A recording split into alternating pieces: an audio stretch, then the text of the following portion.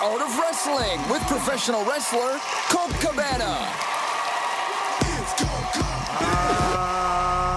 Alright, how you guys doing? Come on in, sit down here. About to listen to the art of wrestling, a professional wrestling podcast. It's a life podcast. It's personal journalism and entry way into the minds and souls, the hearts and lives of the people involved in the world of professional wrestling. I am your host. My name is Colt Cabana. I am a backyard football player. I'm a pie eater. Insert your own joke there. I'm a podcaster. Most importantly, though, I am a professional wrestler, and I am sitting here live in my studio apartment in Chicago, Illinois. Before I go any further, this is fan support and listener support podcast supported by people just like you. Give it to you free of charge every single Thursday. ColtCabana.com, iTunes, SoundCloud, wherever you get your podcasts from. A couple great ways that you can support, rate, review, and subscribe on iTunes. Tell a friend, let somebody know. Facebook, Snapchat, you know the deal. Best way that you can support, though, ColtMerch.com, DigitalColt.com, t-shirts, buttons, pictures, posters, DVDs, digital downloads. Hey, the bonus discs for 1 and 2, sometimes you guys buy them at shows. Those are now available to download digitally. I forgot to tell everyone about that, but that's a thing. That's at digitalcult.com. The autographed copies of Wrestling Road Diaries 3, Fun Equals Money, those are still around. Not many, though. Those are available at coltmerch.com. Josh Prohibition is on the show today, and Josh Prohibition is a friend of mine, and he's a great dude, and he's the best, and he's on the show. You know, it's been a good little run of shows. Edge was on the show, and Cody Rhodes was on the show. A lot of great feedback, and this is the fun diversity of the podcast. This is it would sound like a knock on Josh, but Josh is very self-aware. He knows he hasn't made a dent in the world of wrestling like an Edge or a Cody Rhodes. But he has put in the miles, and he's put in the time, and he's part of the brothership. That sounded stupid, brother. He's part of the fraternity of professional wrestling. He's a dude, and he's in the locker rooms, and he's respected and championed, and people love him, and so do I. And I'm glad that you're going to hear a little bit of his story, and it's a fun story. He kickstarted his career with a backyard wrestling career. I think maybe that's where I tied in the idea that I did some backyard football. I did Thanksgiving. I played backyard Thanksgiving football. For people who've been listening to the show a long, long time, they know respectively 2 years in a row, I tore my left and right hamstring playing Turkey Bowl like a real fucking idiot.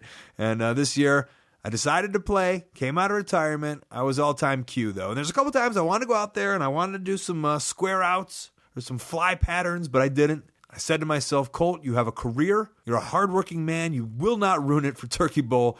And I didn't. Hell of an arm on this kid. I don't like to brag, though. I did eat pie, though. I went on this podcast called We Got This. It's on the Maximum Fun Network. It's really funny, and they decide what's the best thing or whatever for like 45 minutes. It's really fun. You should check it out. We had to decide what the best pie was, and I went on this rant how I hated pies, and I think it really threw off what they thought the show was going to be, but they ended up really enjoying the show, Mark and Hal. And I did this whole thing how I hate fruit pies. I hate any kind of fruit in a pie, but I do like an apple pie except the apple. So this Thanksgiving, without any of the apples, I just had the outside crust, and I was just eating it, and I was scooping away any kind of semblance of an apple, and it was good. It was a good pie. For those of you who are wondering, French silk pie from Baker's Square. That's my number one. Grew up on that. I remember as a kid eating French silk pie and mozzarella sticks. That was the meals that I ate. I was a weird kid. I still am a weird kid. This coming week is a lot of fun. Tomorrow, I'm doing a photo shoot and a commercial for a beer company I'm not going to say yet until I get paid. You know how that works, right? And then Ring of Honor on Friday and Sunday in New York and Philadelphia. You should be ordering the pay-per-view. I'm wrestling Dalton Castle, as I've changed my ways a bit, and I'm very happy about it. You're going to hear the new remix to my theme song, which should be very silly. I'm interested to see how people like it. And then Saturday, I'm doing House of Hardcore. That's right, I'm flying from New York to Milwaukee to Philadelphia, like an independent wrestling madman, like a journeyman. Speaking of journeyman, last week was a little nuts. We did the comedy show at North Bar Wednesday before Thanksgiving. It was great. Marty killed it. Sarah was there doing her impressions, and it was just a fun show. So fun that we're doing the same show in St. Louis, Thursday, December 22nd at Blueberry Hill, blueberryhill.com to get tickets. I'm a Jew. I wish there were shows on Christmas Eve. Sadly, no one else is with me on that one, although maybe we'll do a bar mitzvah show the night after, but we can't. So we're doing it the night before Christmas in St. Louis. Always a great crowd in St. Louis. We look forward to seeing you there Christmas time, December 22nd. We'll make it just as great as the one that we did at North Bar in Chicago. And then I also wrestled Friday, Saturday, Sunday, Cleveland, Chicago, and Hamilton, Ontario, Canada. A couple things from each show. AIW in Cleveland. AIW rules. Everybody knows that. I wrestled M-Dog Matt 20. Some people know him Son of Havoc on Lucha Underground. And I was wrestling, and it was kind of a babyface, but I turned a little bit, maybe practicing a little bit for this Ring of Honor stint. And I saw an old woman giving me some shit. I'm like, who is this? I started giving her some shit myself. Next thing you know, this grandma, a legitimate, I'd say an 80-year-old woman, starts barking at me. The crowd is getting behind her, and we start having at it. We start getting at each other. She barges her way to the front row, letting her presence be known, and the crowd erupted. The crowd loved her. After the match, they celebrated her. You know who that was? It was M-Dog's grandmother. That's right. Seriously, the stunt granny out of Secrets Revealed NBC. M-Dog's grandmother got involved. I was like, did you know that was going to happen? He was like, I didn't even know she was coming. She just came to the show. She got involved. You can get Grandma M-Dog shirts at prowrestlingtees.com/Grandma M-Dog. Not a real thing. AAW in Chicago, that was a good one too. Let's see, Chris Hero had a big enough merchandise table to clothe an Ethiopian village this winter. So Chris, if you don't do that, then you're a bad person. And we did a live podcast in Hamilton, Ontario, Canada for Alpha One Wrestling. That will be coming out probably at the end of the year. And just to give you a little spoiler, a teaser, I interviewed a monkey. I interviewed a space monkey. It went just as well as you think it probably went. Other than that, we're in the home stretch of 2016. It's very exciting. I have not seen Titanic yet. I know I said I'd see it. I'm gonna try to see it. I'm sure it's a good movie. It's just a movie I have not seen. A movie that I have seen, though, Wrestling Road Diaries 3, Funny Equals Money, available at coltmerch.com. You should watch it. All right, we got a song of the week this week. No sponsor, but I can make one up. Wrestling Road Diaries 3, coltmerch.com. You should buy it. Great movie. The song this week is by Seasonal Menswear. Go support them. Listen to their music. seasonalmenswear.bandcamp.com. They are a punk band out of the Illinois region. This song is called Tiger Mask 2. I know Josh likes the Japanese stuff, and I know he'll appreciate a good Tiger Mask song. Enjoy it. We'll be back with Josh Prohibition. That sounds good for you. Yeah, thank you. You look great. I'm doing okay. Hi, Josh. Hi. This is my podcast. This is a wonderful time. Welcome to in life. In what? Life, in the day. Life is good. What's the wonderful time? Oh, just being alive. Just being alive is wonderful. I've lived a very incredibly crazy life, and I'm at a point now where it's very steady, and things are just very good. It's low stress and just a lot of happiness. My friend, you know Kevin Gill. Of course, yeah. Gill. Oh yeah. You seem very, always stressing positivity, and I don't know about low stress. I stress a low stress life. That's weird. I stress not having stress. You stress because you lack stress? No. I'm when you're like, hey guys, you should not have stress in your life. That's like I'm stressing it. I stress the point of not having stress. Okay, that makes more sense. No, it does make sense. I had to come around and find out what you were saying. But you're a man of positivity. I try to be. I recognize that this life is an amazing reward. The fact that we're here on this little planet in the middle of this universe, and it's amazing. And here you and I are. What have we known each other? Like close to 20 years now. God, I was going to say 15, but it's probably longer than 15. Yeah, and the fact that we're still in some capacity. I'm not as much as you, obviously, doing something that we love. And I'm a very lucky man, and I like to focus on that, because I think when you think about how good your life is, it makes it much easier to kind of get through the stuff that isn't good. Occasionally when you hit a bump in the road. But yeah, life is really, really, really good. Are you so? You're one of these guys. I think I probably have some regrets in my life. Absolutely. You have some regrets? I have. I'll give you a laundry list of regrets. But again, it's like, what do you get? 70 years on this planet if you're lucky. So, I mean, I have regrets like everybody, but there's so much good. What are your wrestling regrets? Wrestling regrets. Oh, man. I wish. So here's my thing with wrestling. I love pro wrestling. I had a huge passion for professional wrestling. I'm still doing it, which is crazy, because I'm a school teacher now with a principal's license, and I'm still doing this. And tonight I'm in a Fans Bring the Weapons match. Think about how stupid that is. Like, could you imagine your teacher getting thrown into thumbtacks and stuff? But anyway, he would be so. That's probably going to be a regret. Like at the end of this night, well, I'll be telling you about how I regret going through those thumbtacks. But I'm saying because I don't think I ever had respect for my principals. If I ever saw him in a fans being the weapons match, I'd be like, Mr. You're going to Prohibition, stay in line. You are, whatever you say, I will do. And I think part of the reason why I've had so much success as a teacher is because in that way I have some street cred. I never even raise my voice. Occasionally I'll give a look. I've cut a few promos in the past on students, but overall I don't have any behavioral problems. My kids do well. Their test scores are good. We have like a really good relationship based on respect. And it's made teaching really enjoyable and easy. But anyway, back to I guess wrestling regrets. I was always a guy that had like 4 pots going on the stove at the same time. So even though I was wrestling and traveling, I was still going to school. I was always working jobs on the side. I was always in a relationship, and I don't know, I'm just one of those guys that has to be in a relationship. So I was always juggling so many things, and I don't feel like I ever gave wrestling 100%. It's kind of funny because I did one with Ray Rowe, and obviously you train Ray Rowe. Oh, yeah, and yeah. we kind of talked about not being all in. Yeah. And it wasn't for like, I guess, lack of just being lazy. It wasn't that at all. It's just that there's only so many hours in the day. And, I was getting college degrees. I was trying to tend and be a good, boyfriend in relationships. I was trying to work hard at the jobs that I'd have. I was always coaching. But dare I say? Go for it. You, much like myself, raised in by a nice family Absolutely. in a nice part of town or whatever it might be. Yeah. And my parents always stressed that backup plan. Yeah, and actually it's funny. I just read something that Steven Regal posted today, and it said before you get into wrestling training, he was basically saying, get a degree. Get your education first. And I agree with that wholeheartedly. And his logic was it's one injury and you're done. Mm-hmm. I'm so back and forth on that, by the way, too. Yeah. Because I'm like, for me, I was like, if I look back on it, it's like, why did I go to college?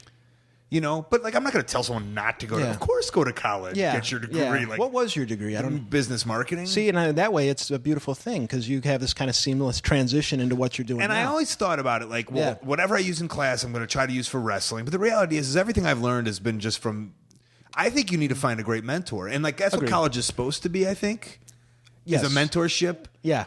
But I don't think it is. No, I think college can show that you can be at class, you can pass the test, you can be responsible enough to walk across that stage after 4 years and get a degree. That's an expensive 4-year test. I agree. I wish college, I guess, was more hands-on where you would actually be doing the things in the work environment. Mm-hmm. But for me, like I got my teaching degree, and I walked into that classroom on the first day, and just like pro wrestling, you're as green as goose crap. You walk in there, you have no idea what you're doing, and you learn on the job. And I think it's the same thing in any career. I think college is a racket to some extent, but it's a racket that shows you have enough fortitude and hard work in you that at least you can stick with something long enough to get to the end of it. And as an employer, I look at that and say, okay, this guy's not a schmuck. At least he can do what he needs to do to get by. Yeah. Is the regret not being all in? Because obviously you enjoy your life from where you're at. Yeah, I mean, when it comes to wrestling, if you talk wrestling regrets, I wish I would have given it 100% in the gym. I was never a bodybuilder guy like M-Dude. You look at him and he's built out of iron. But I wish I would have taken it more seriously in the gym. And again, I did well for what I did. But I guess I wish I would have, seen what would have happened if I would have given it 100%. And I think part of the thing was I was about probably 7 or 8 years too early, because when I was entering in, I guess, in my prime years, like mid to late 20s, it seemed like the WWE was only hiring kind of bodybuilders. Mm-hmm. Now we've kind of entered into this era where they're hiring guys that, look at Kevin Steen. They're willing now to say, okay, this guy has gotten over in every place that he's gone.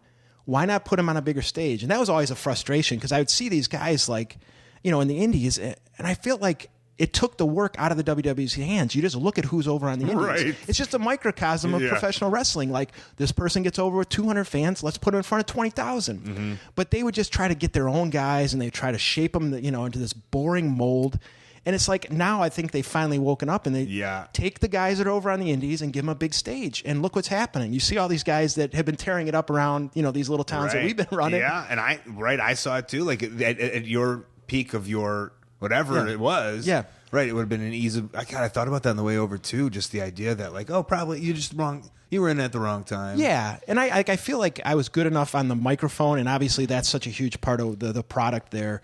Like I know how to talk trash. I know how to get heat. I could, they're trying to make me a face here, which is kind of laughable because I don't do anything cool. Yeah, but you're here, so it's just you're going to be zinging, zanging, right? Yeah, but I think like I was too late, and I think if I would have put a little more time in, in the gym, and it been a few years later, who knows? But again, like I said, I don't sit back and I think about, besides you asking me this question, sure, I don't sit around at night in bed and stare at the ceiling and think, what if? But again, I think that goes back to this idea that we have such a limited amount of time. It's like, keep moving forward, keep doing what you like, keep striving to improve yourself either physically or, intellectually, always be trying to grow.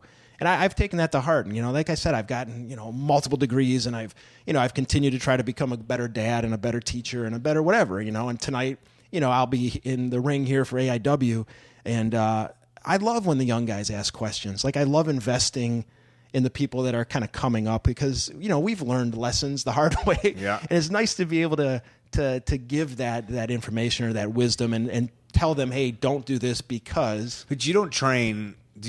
You trained at one time. Are you training now? No, because you're like a natural teacher. Yeah, you want to give this knowledge, but there's only so many hours, huh? Yeah, I feel bad because John and Chandler from AIW here are always asking me to come to their school, and it's a weeknight, and it's difficult for me with kids and normal job, and but I love it. And when life slows down, I always make this joke. Yeah, right, it's ever going to slow down, but I always say when life slows down, I'm going to try to, at least get back into it to some extent. Because like I said, I love teaching, and I feel like, obviously, we can't wrestle forever. I think you'll probably wrestle till you're like 80.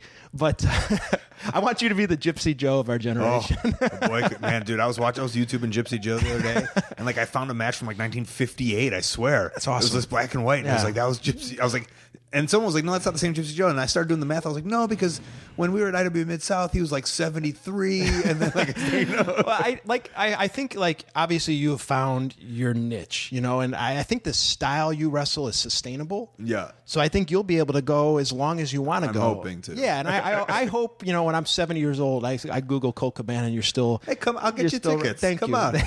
But anyway, give or take, if it's a give, you might not make it that long, right? 70 years old. Exactly. Or does it take?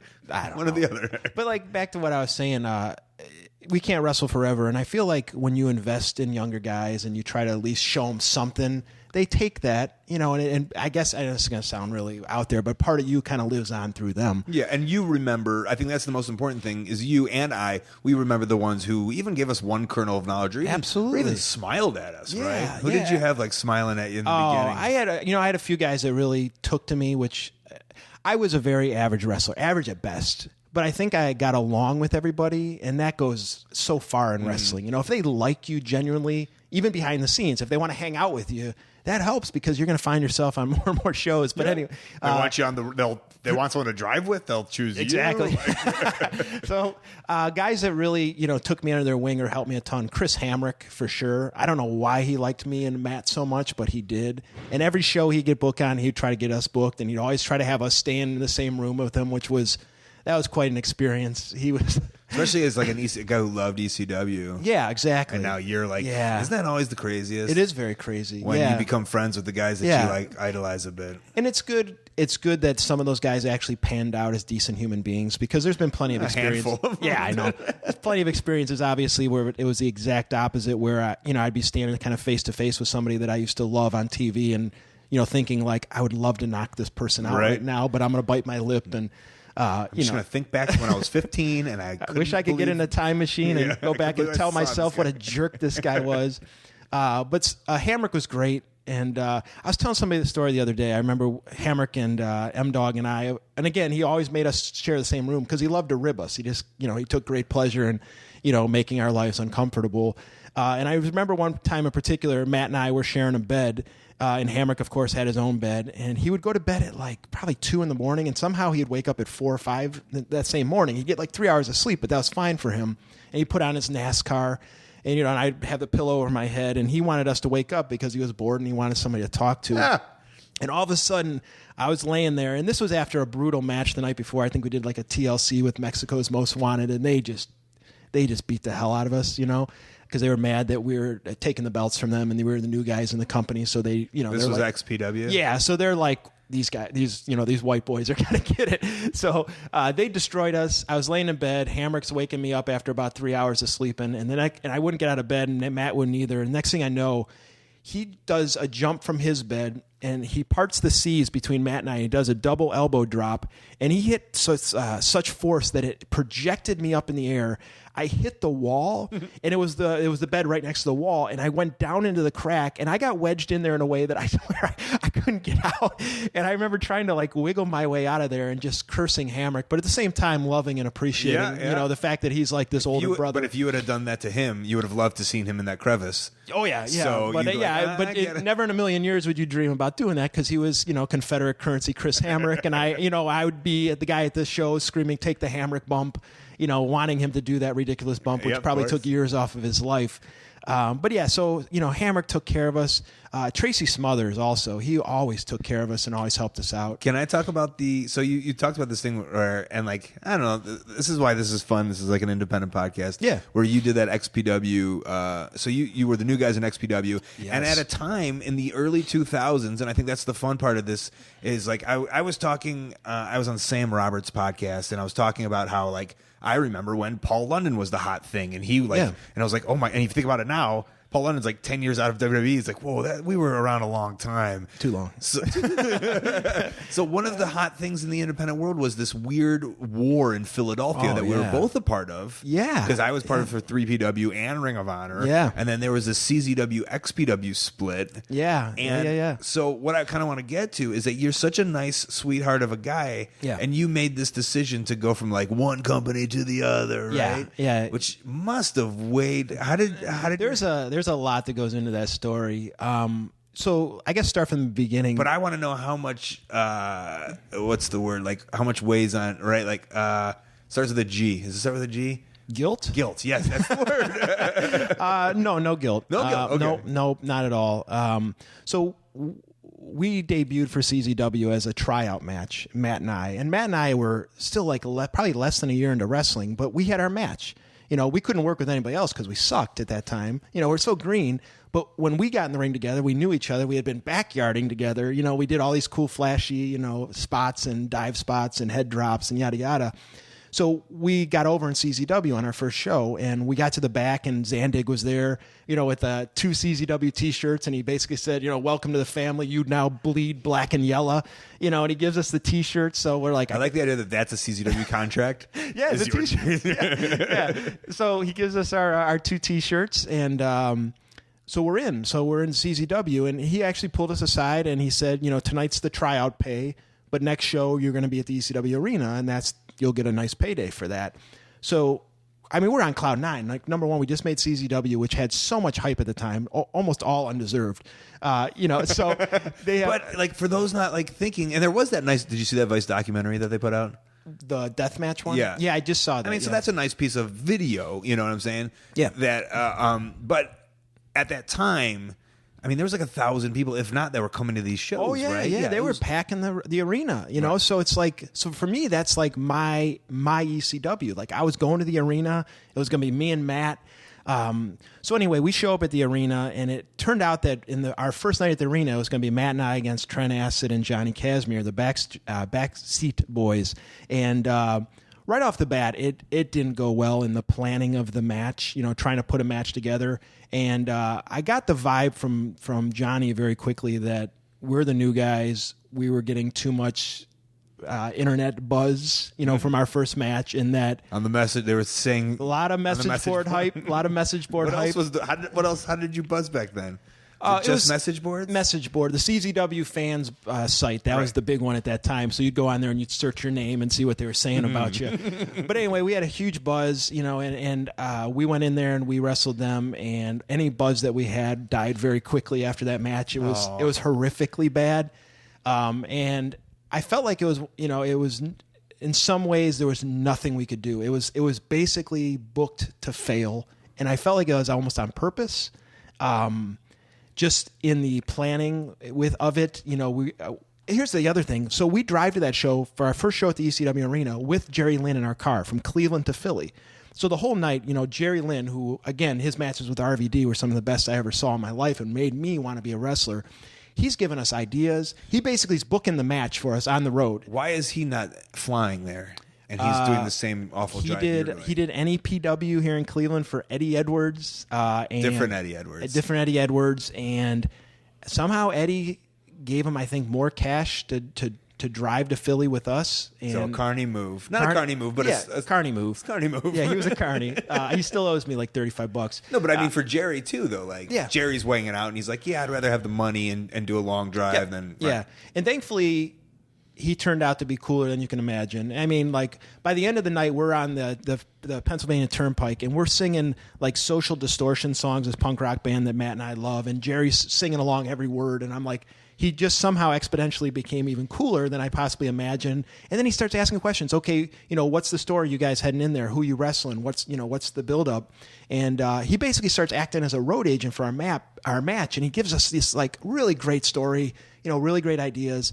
And when I got there and I presented those, completely dismissed everything. There was no, when they asked us what we wanted to do, I was like, hey, I had some ideas, would you be willing to listen? And after I presented them, every one of them shot down. So we put together a match that made no sense whatsoever, killed our momentum. So at that point, we kind of... On czwfans.com. Oh yeah. All our message board hype went the opposite direction. So anyway, we kind of trudge our way through the next few months at CZW, still getting our tryout pay for every show. And I asked Zandig, and I was very fearful to do this, to ask him for trans, so at least we could break even as opposed to losing money every show. And he begrudgingly said yes. And after the show that he committed to that, when I went up to him, he was swearing under his breath and handed me, I think, a very small amount of money, which, didn't even come close to covering trans. So that kind of became the attitude. Cleveland to Philly and Philly and Cleveland back? Yeah. There's 15. Yep, exactly. You're welcome. Exactly. Jesus, fucking 50. This yeah, guy wants that doesn't 15. even cover that didn't even cover the tolls one way. Yeah. So anyway, so we just kind of saw the writing on the wall, and there was like a little bit of dissension backstage between us and a few of the wrestlers that we didn't necessarily care for. So the relationship wasn't even that. To leave wasn't even that big of a deal. No, it wasn't horrible. It was horrible. So we get the call from XPW, and honestly, the pay was like insane compared to what we were getting, and they wanted guys to jump ship because they were trying to put CZW out of business, and to go after us probably wasn't the best move. I mean, there's bigger fish at that time in CZW besides us. But the other thing that was kind of behind the scenes that a lot of people didn't know about was the guys that actually were in charge of the backyard wrestling videotapes, video game, putting all those things on pay-per-view, making millions of dollars. They were bankrolling Rob Black and XPW. So I was getting calls from them, and they were saying, you need to jump ship. And these are guys that I'm waiting for the big payday from, because they had promised me money after money after money. And they really, I was expecting a large chunk of money from my participation in the games, all the promotion I did for them. So I got them calling me, got Hamrick calling me, Smothers was going, he called me. I got the backyard wrestling video guys calling me. We got Rob Black's back. We got so much money pumped into this. We're going to get on pay-per-view. We're going to do this, that. And just the payday was so much better. It covers all our trans, hotel, which we didn't have, So it wasn't a hard decision at that time. I didn't recognize how much the fallout would be from it, though. Once we made that jump, it was insane. Like, number one, like I had wrestlers from CZW calling me, threatening me. Zandig was threatening us. He was going to break our noses, yada, yada, yada. And I started getting actual death threats, like left on my voicemail. And I didn't take them seriously, but people were calling up and saying they were going to kill me. But going back to the idea that you're this sweetheart of a man. Yeah. That didn't weigh, or does the punk rock kid of you outweigh that sweetheart of a manness? Because that's also your background too, is this... Right, a hardcore not in terms of but hardcore music, punk rock kid. Yeah. I mean, so I try to be a sweet man, but I also... I'm just saying I know you have a good conscience. Yes, most of the time. I know. Yeah. I'm like, well, I thought I know, but I'd like to think you said most of the time. No, I mean, we're all flawed people. Right. I know you're good. At the end of the day, you have a good heart and you're a good dude. The good outweighs the bad, I guess you'd say. But to be threatened with death threats would weigh on me a little bit. For me... And to lose friends over something stupid like pro wrestling. For me, there was anger, there was frustration, there was kind of like, F you, like, we'll stick it to you now, like, we'll show you. But yeah, even like one dude called me up and I answered, and he actually did a rap song about me, which basically was like a threatening rap song. So it was like this gangster rap song about me jumping ship to XPW. And I wish I would have recorded it. It was amazing. It was like 2 minutes long, super intricate. And the guy was a good rapper too. Did he say, did he talk first? Like, are you there? Are you going to listen? Okay, please hold for 2 minutes. He just said something about, like, is this Prohibition? And I was like, yeah.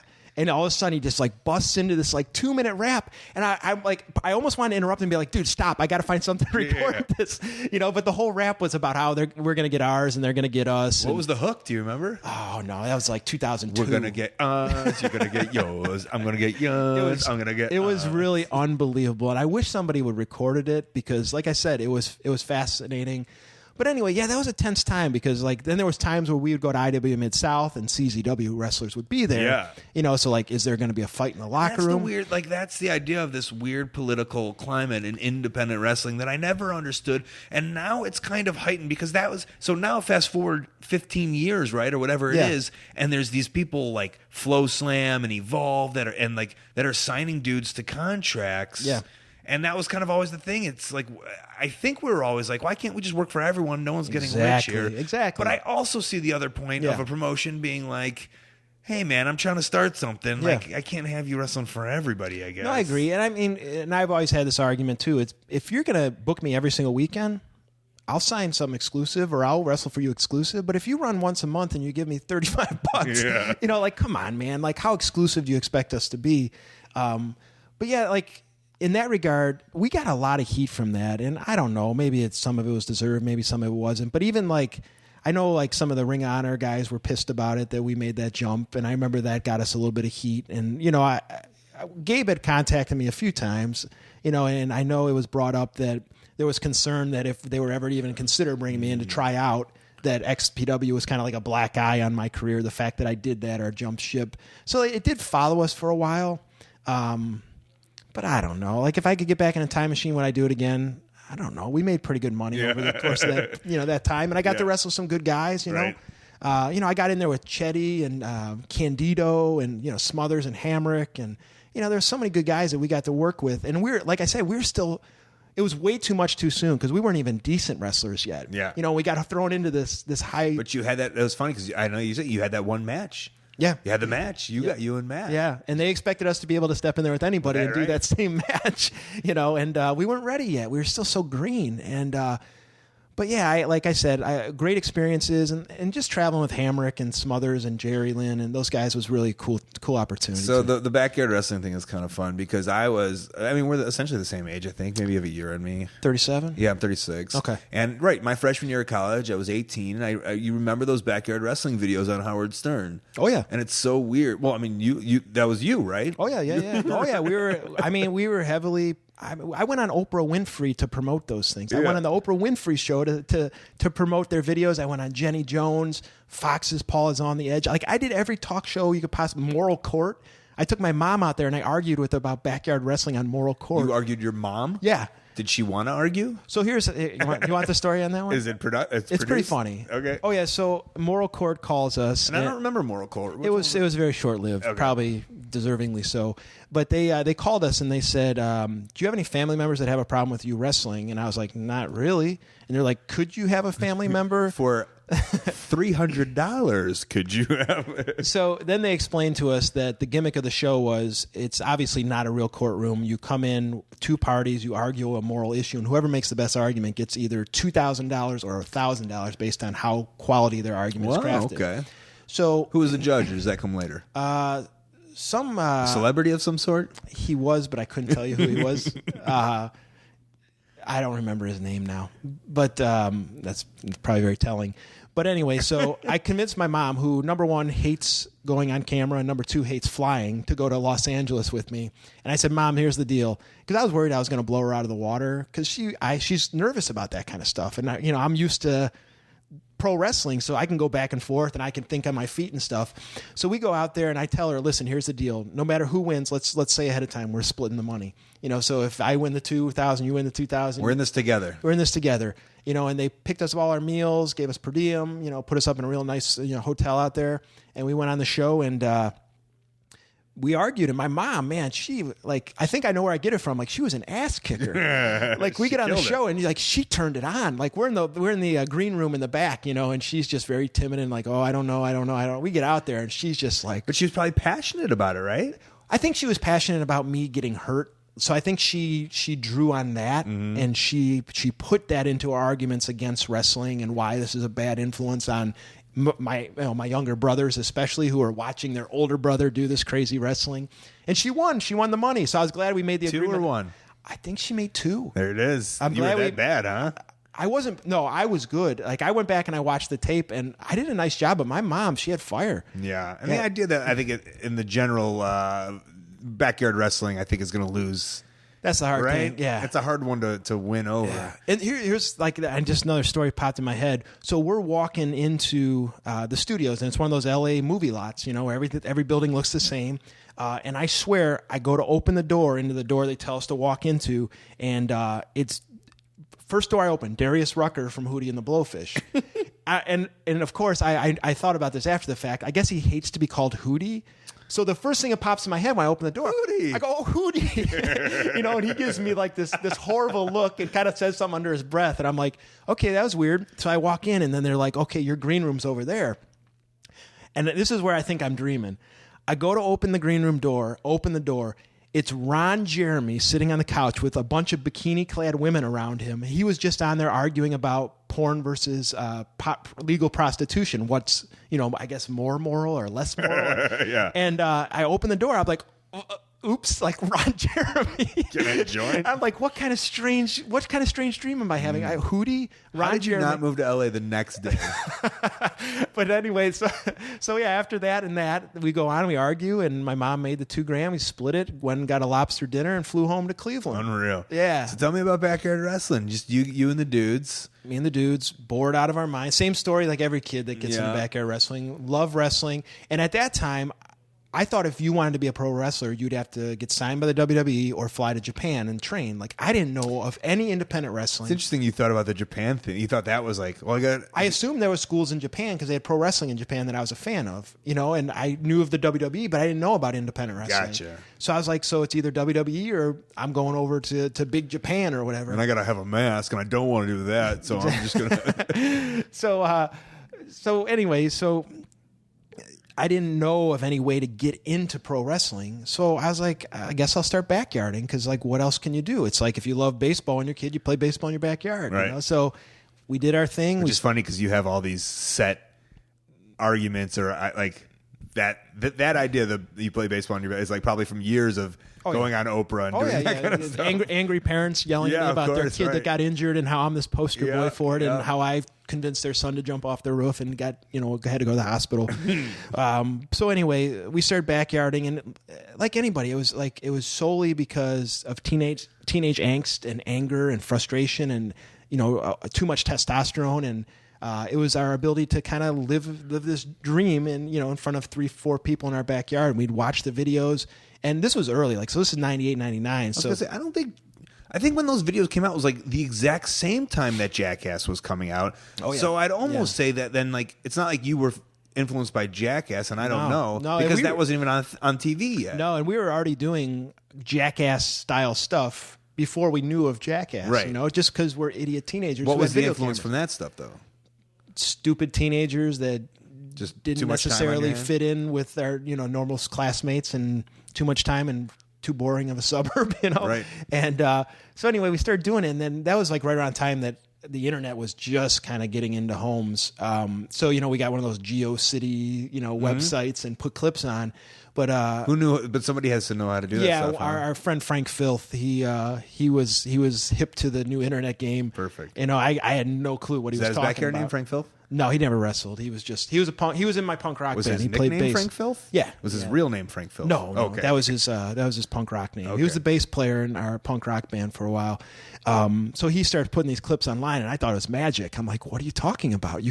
People around the world can see this now, So soon thereafter, I don't know how it happened. I got an email through the GeoCity site, and I was like, what the hell's email, And it was this guy from California, Rick Marr, and he said, I'd love to see some of your backyard stuff. Do you want to send it out to California? And so I ran downstairs and I got the double VHS. Idea that anybody wants to see exactly. This, right? I'm like, somebody in Los Angeles just wants to see our matches that we just jumped off our roof. So anyway, and we'll fast forward a little to the scam that this became, right? But you don't know that. Oh, Someone wants to watch your matches. yeah. So we send our stuff out there. I mean, as soon as I hung up the phone, I sprint downstairs, double VHS, tapes going, editing, as bootleg as I could, send it out to LA. And next thing I know, like probably 2 weeks later, my phone rings and it's this guy. And he said, listen, guys, like your stuff is the best stuff we've seen from the entire country. Like we want to fly you out to LA. And at this time, I'm like, I'm 19 years old, I'm like, okay. So we fly out to LA. They take us over to Rolling Stone magazine. Did your parents just let you fly? Yeah. I think mine wouldn't let me. No. They'd have to come with me. See, like I never got in trouble. My parents trusted me and it probably gave me too much leeway because I kind of did my own random thing. guy just flying you out. Did they do some research into it? Absolutely not. No. Matt and I were on the plane. We landed. Next thing you know, lucky they weren't like dude touchers and right. Yeah, you don't think about that. You think, oh my God, somebody loves my wrestling. But your parents would. I guess I don't know. Are they? They might be bad. No, they're really good parents. But yeah, in retrospect, if I was in the same situation, I'd have to think twice about that. Yeah, imagine if you're a kid. That's true. Some random from LA said, yeah. I'm going to fly you by yourself. And I don't even know if Matt was 18 yet. Matt might have been like 17. So anyway. Something to think about. Yeah, wow. I only bring this up because there's this one time I just got on the internet and I figured out, I put wrestling on my AOL profile and this guy emailed me. He was like, hey, you like wrestling? I was like, I love wrestling. So you want to practice wrestling at my place? I was like, yes. And then I told my mom and she was like, absolutely. I was like, Mom, I want to wrestle. Yeah. So, and thankfully she was smart enough to realize that. So we got off the plane and from the moment we landed, we went right to a Rolling Stone magazine photo shoot. And our heads are in the clouds. We're like, we're going to be rich. Like, we're going to be famous. Like, we're 19 years old. We're about to be in Rolling Stone magazine, and we made it. We made it, now the money's going to come pouring in. And it was the carrot that, was always dangling in front of you that the payday was coming. The payday's coming. We're going to take care of you. We give money to those who give blood. That was the slogan. Is that a real slogan? In our conversations, it was. Wow. And, we were asked to do crazier and crazier and crazier stuff because, we're going to kick the competition's ass because there was other backyard tapes trying to get into the market. And, I was flying all over the world. I went to England and Japan to do promotion for those things. Yeah, but, okay, so the idea of that, it went from, you sent the one tape 2 weeks later. Yep. They flew you and put you on Rolling Stones. Had you signed anything over? So anyway, we sign a contract that says that they can market our likeness in relation to that product, the one backyard wrestling tape, in any manner they wanted.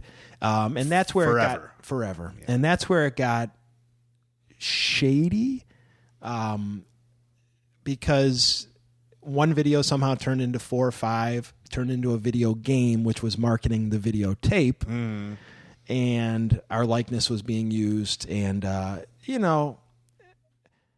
in retrospect, would I have liked to have made some money to pay off college loans because I'm still paying them? Yeah. Yes.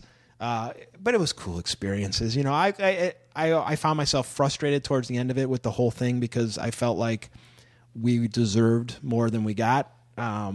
We got some crumbs here and there, but based on what I heard, the profits were you shouldn't have heard that. Probably stupid. Probably wouldn't have wanted to heard money. that. Yeah. Well, that was a time where, those someone's smart enough to put up an infomercial, especially on Howard Stern's show.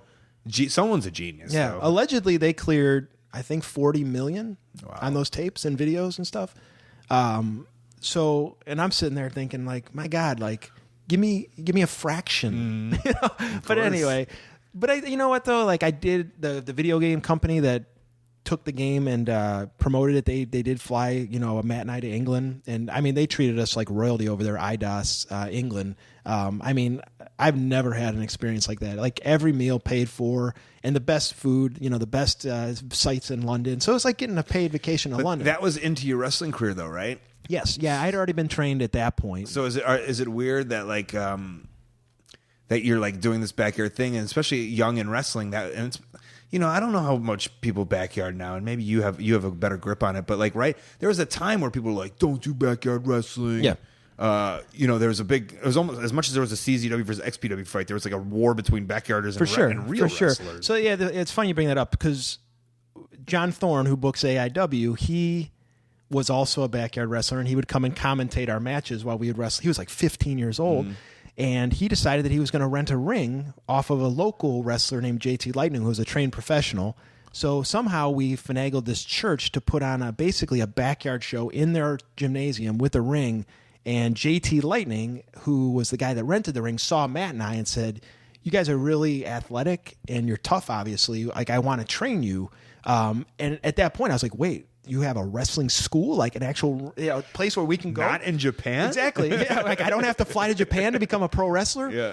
And at that moment, like... It's so crazy. Even like, it was probably, you'd been doing that a year, right? With those tapes and everything? Oh, I was backyard. I started backyard in 97, so this is like 99. And still, the independence had not... I didn't know what an independent wrestling was. Know what it was. That's nothing. wild. I mean, I grew up in like a white bread suburb, so there wasn't a lot of... flyers around for wrestling shows. The internet didn't exist. So like nobody in my school knew anything about it. Like, my school was NWO versus EC. Like I was the ECW kid and everybody's wearing NWO shirts. And I was actually trying to turn it into like a fight, I would taunt them in the hallways, and it wasn't like in teasing. Like I was really angry they were wearing the NWO, those, it's kind of like that punk rock ethic. Like ECW is the real stuff. NWO, it's the fake Hollywood stuff. But anyway, so JT, reaches out to us, and he gave us a steal on training because he wanted to train us, and I'm always, grateful for that because he gave it to us for a fraction of the cost just because he wanted us there. Right. And the moment that I found out there was a wrestling school, I got into pro wrestling, so it wasn't like I was like hanging on to backyard wrestling, like, I'm backyard for life, The first opportunity I had, I'm gone. I would still do the promotion for it because I was hoping to make a lot of money, but I wanted to get trained. Like, but you were trained and you were training, you became a trained wrestler, but you still, that stigma of backyard didn't stop you because maybe there's some money in it. You know what the funny thing was? Like, when it came to the backyard wrestling stigma, the guys that gave me crap for it were the worst wrestlers on the show. They were. It would be the horrible wrestlers. Right. It would be the hillbilly towns that we would go to. Like, those were the guys who would give me crap. But then you meet guys like Hamrick and Smothers and like nothing. Yeah. They didn't care. They were cool dudes, but it'd be Joe Hillbilly from West Virginia. It'd be like backyard. He's really good now, by the way. Joe Hillbilly. Have you seen his? I heard he might get signed. Yeah, he's doing the podcast next. So. So those were the guys that would give us grief, and then we'd go out there and we'd show them up because they were awful. And we'd be like, that's unfortunate. You guys got showed up by a couple of backyarders. Right. What does that say about you as a professional? Yeah, which is probably something you had to do a lot. Like, that term, that the idea, like, what does it show? What does it say? What does it say to you if I'm doing? Yeah, exactly. And but anyway, so yes, we were promoting it, but at the same time, we were trying to become really like JT ran class 3 days a week for 3 to 4 hours. And I tried not to miss one. I loved it. When somebody started showing me how to chain wrestle, it was like this amazing secret that I just learned about. Yeah. Like, oh my God, like if you hold my arm that way, I can twist out of it and go this way, and this, this chains right into this and this. And it was like this whole new world opened up to me, and it was the most exciting. I can't tell you how many times I'd be just tying up with random people just because I wanted to do more chain wrestling at home, and girlfriends were getting chain wrestled, and it was just like it was this amazing new world. And I was learning so much, and it was just like so eye-opening to learn, the secrets of the trade. Yeah. That, you never can glean from just watching wrestling. All of a sudden now you're in on the secret. And it was just an amazing, it was an amazing feeling to finally be doing that. And never in my wildest dreams did I imagine I would. So it's just such a cool opportunity. And then, so tell me about the life that my mom probably wants for me, which you're living, which is... Okay, you do eventually kind of like you and Matt, and you guys travel the world, and you do, there comes to a point where you're like, Josh just becomes the guy who wrestles in Cleveland once a month for AIW. Yeah. That was kind of tough. Like, was there a moment of a decision? Yeah. I'm going to steal a lyric from a song here, but it's, I'd rather be working for a paycheck than waiting to win the lottery. Mm-hmm. And that kind of became my mentality. And I think part of the thing that soured it a little bit for me was the backyard wrestling promises, because we had been promised so much, and it didn't pan out, and it got a little ugly, and there was, legal stuff involved, and we never got the money we expected. And at the same time, wrestling also had so many disappointments. It jump ship to XPW. XPW closes. We got booked for Major League Wrestling. That closes. It's like, all these people are having you sign these contracts, and they run a couple shows, and then they close. And, you're getting promised that we're going to have this TV deal here and this, that. And it's like, how many times can you have the rug pulled out from under you until you realize, like, why am I planning my future around these promises that are always being pulled out from underneath us, by somebody else and nothing you have control of. Exactly. Right? Yeah. And I'm just like, you know what? I'm not going to bank my future, my well-being on these, hollow promises that just keep coming one after another. And it just got to a point where, like, you know what? I'm going to do something about it. I'm going to go back to school. I'm going to get my master in education. I'm going to become a teacher. I'm going to invest in a relationship. I'm going to, now I have kids, and that's a sure thing. That's a sure bet. And it's something that is great for me and fulfilling. And I love being a dad, and I love being a husband. I have a wife that's better than anything I could ever imagine. Better than I deserve, for sure. She's just an absolute angel. Like, sometimes I don't even think she's real. But yeah, I think the rug being pulled out so many times, and and part of me got sick of being banged up. Because I think a part of the thing that kind of cursed us was the backyard stigma, because people are going to expect tables, ladders, chairs every time you wrestle. And it's like, my shoulders were bad, back's bad.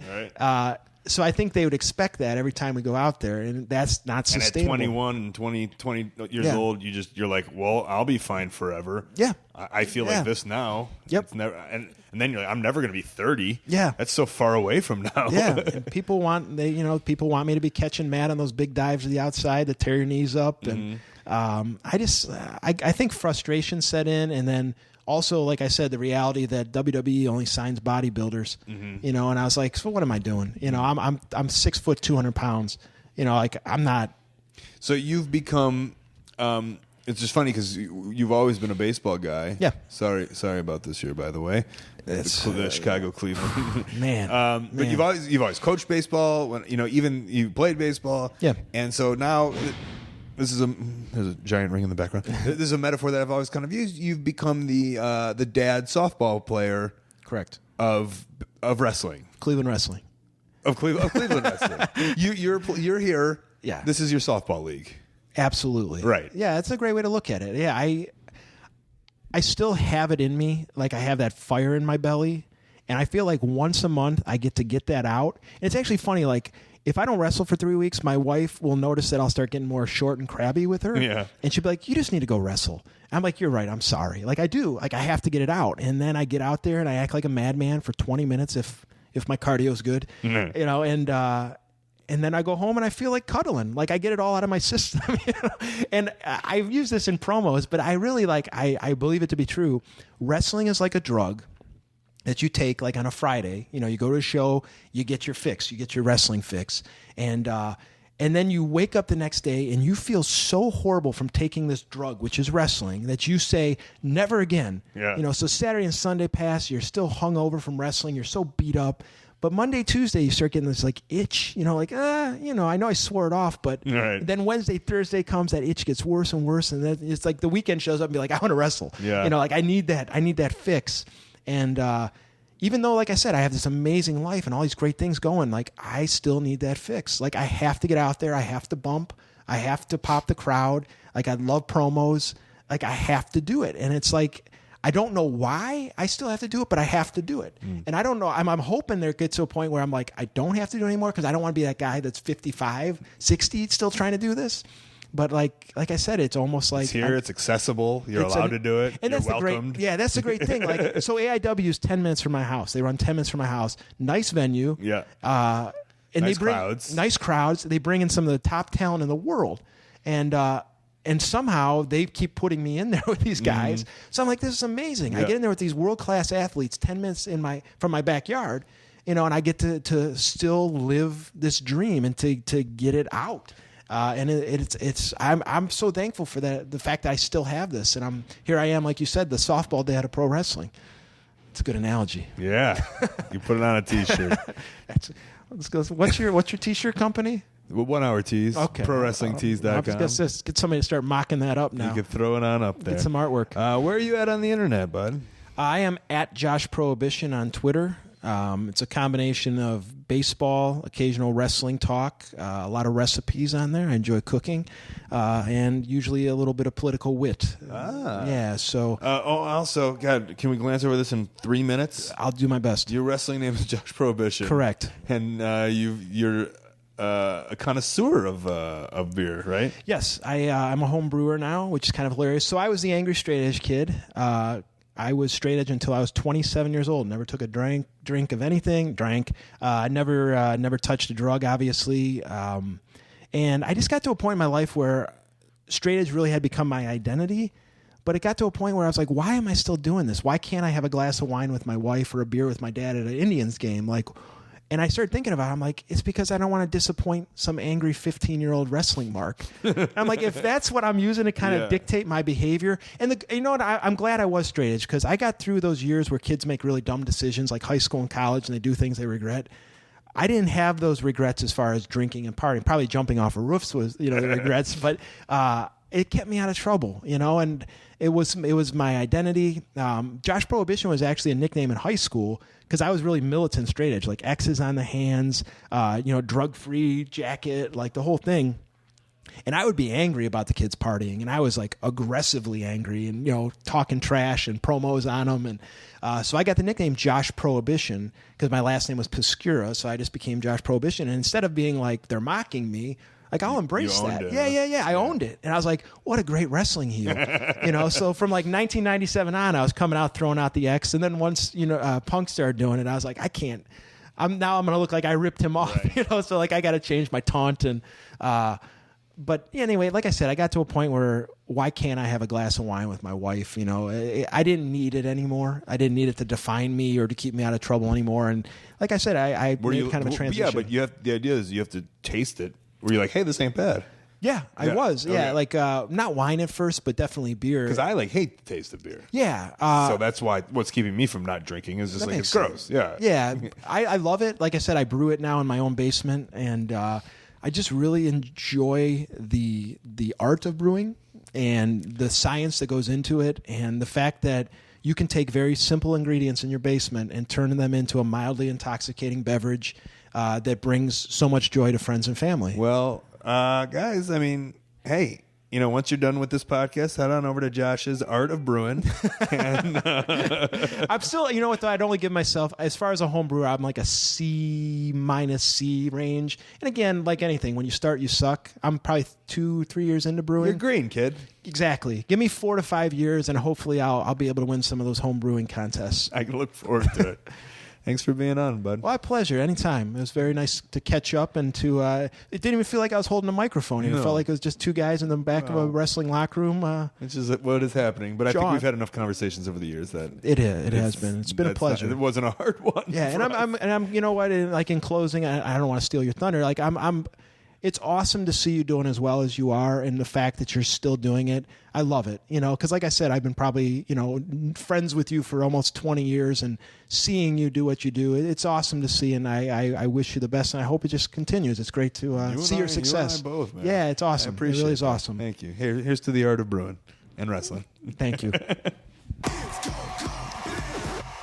All right, the beer drinking, softball, pro wrestling dad father on the show, Josh Prohibition. And everyone loves Josh, myself included. I hope you enjoyed listening to him talk. Maybe one day one of your kids will be in his class, and he'll teach him. That was the dream, right? Like I just dreamed.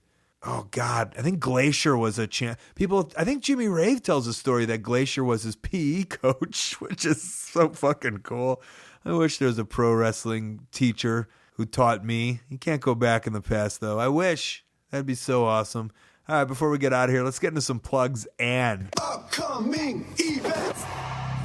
All right, the best way that you can support ColtMerch.com, digitalcolt.com. It's also where you can buy the Wrestling Road Diaries 3, Fun Equals Money. Twitter and Instagram at Colt Cabana. Facebook /AOW Podcast, also /Colt Cabana. Past archives of the show are ad-free, and they're on Howl.fm. You can also listen to my storytelling podcast, Pro Wrestling Fringe. New episodes are up, including a story on a bear, a story on an ugly person, and a story on Japanese women. Get a free month with the code COLT. ColtWrestling@gmail.com is my very public email. Maybe a promoter want to put me on an upcoming show or convention. YouTube. I got a YouTube channel. Also, ColtCabana.com is my website. I got a P.O. box there. You can send me some snail mail. The Christmas cards are coming in. I think one day I'll collect them all, and then I'll give some shout-outs if you send me a Christmas card.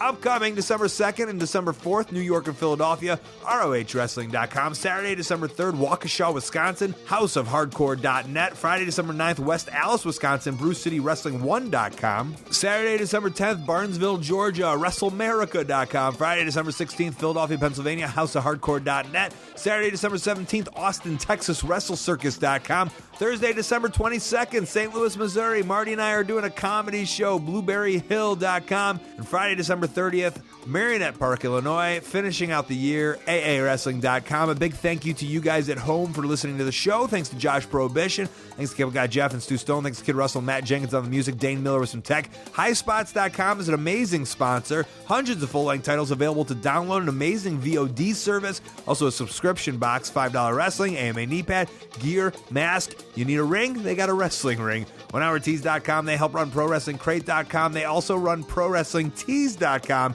That's the place where you can support your favorite independent wrestler. They're also the place that had a crazy, crazy Black Friday sale. They sold over 10,000 t-shirts. Have fun, Scrump, printing all those t-shirts. I hope you're living there now. I assume you're living there now. Tweakedaudio.com/Colt. The earbuds that I use get over 30% off and free shipping just because you listen to the show. Time for me to get out of here. Got a big weekend. You know the deal. All right, for this beer commercial, I'm a luchador. They made me some luchador gear. It's pretty silly. I don't know why you cover up my face. Anybody could have done this. But Jack Ettinger, the guy who directed and produced my movie, he told a person who told a person who was looking for a wrestler, and I ended up with the spot. So, should be very silly. I might become the next big luchador in luchador wrestling. It'll probably happen, thanks to this beer commercial. All right. I'll keep you updated. This has been The Art of Wrestling for Colt Cabana. I'm Colt Cabana. Thanksgiving.